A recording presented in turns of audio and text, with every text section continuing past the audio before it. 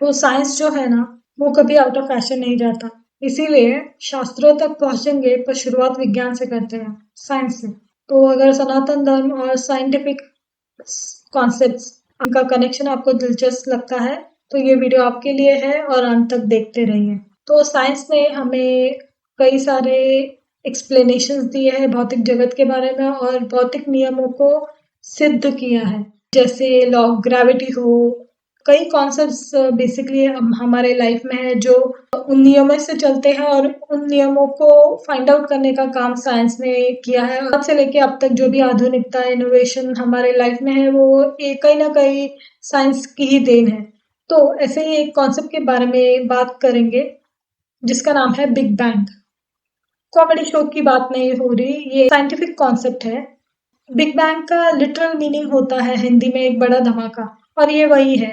यह वह घटना है जिससे हमारा ब्रह्मांड बना। वैज्ञानिक कहते हैं कि लगभग 13.8 अरब साल पहले एक जबरदस्त धमाके से सब कुछ शुरू हुआ। और हाँ, इसी धमाके ने हमें हमारे ग्रह, हमारे सूरज, हमारा तारामंडल, बेसिकली हमारा यूनिवर्स दिया और फिर उस पे जीवों की निर्मित हुई और फिर आज का दिन है। पर चलो ये कॉन्सेप्ट मान लिया, बट साइंटिस्ट और एक इंटरेस्टिंग चीज कहते हैं कि कई बिग बैंग हो सकते हैं, एक ही नहीं। सारा हम जो देख रहे हैं और जो देख भी नहीं सकते हैं वो सिर्फ एक ही बिग बैंग की देन नहीं है। कई बिग बैंग हो सकते हैं और वे लगातार होते रहते हैं।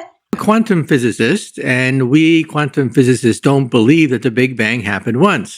That would violate the Heisenberg uncertainty principle. And that means that there could be multiple bangs happening all the time. Even as we speak today, universes are being created, and that fits the data.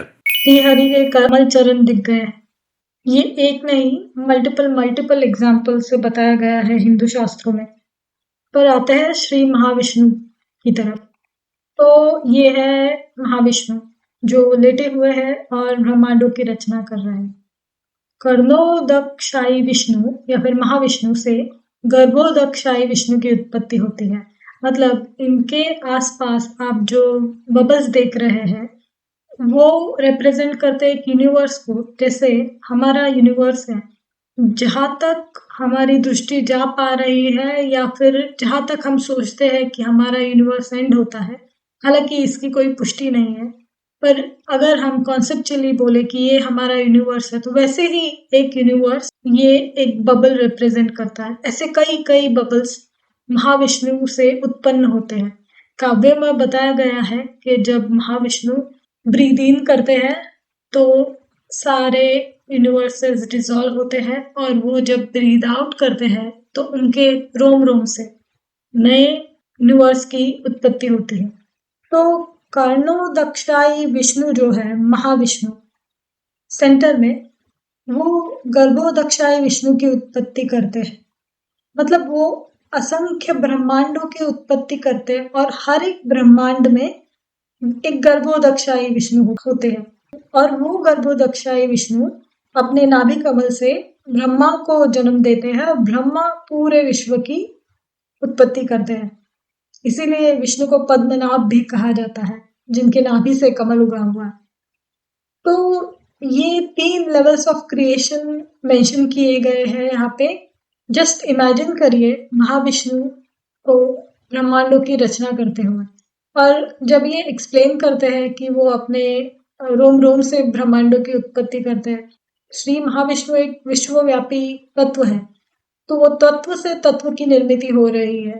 पहले तो सनातन धर्म या Hinduism जो है वो आपको एक technology provide करता है कि आप जैसे आप हो उस अनुसार आपके इष्ट को समझे और उसे अनंत से जोड़े। देवताओं का वर्णन हमें वास्तविकता के मूलभूत सिद्धांतों की ओर संकेत करता है। अगर आप ध्यान से सोचे तो देवता फिजिक्स के बेसिक कॉन्सेप्ट्स को रिप्रेजेंट करते होंगे, और अगर ये बात सच है तो आपसे बढ़िया फाउंडेशन किसी का नहीं। अगर आपको हमारा ये वीडियो अच्छा लगा तो लाइक करें, शेयर करें, सब्सक्राइब करें।